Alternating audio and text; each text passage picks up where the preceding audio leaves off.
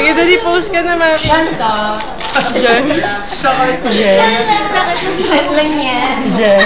Ako niya rin pinta ko yung chocolate. Tapos nilias may Hershey's. Parang na ako sana hindi na ako pinanganak. Sana nga. Sana nga. Nako. Sa panahon ng nanay. Mami, magbenta ka muna ng chocolate. Tapos nilias ko. Uy, ako yun!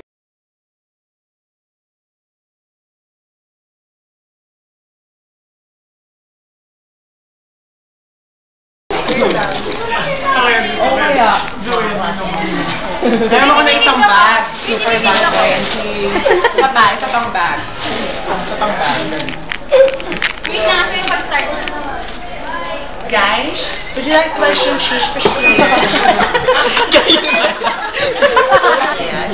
And chocolate pastillas made from real Hershey chocolates and oat milk cookies and food for the guys only for 30 pesos. Oh, di ba?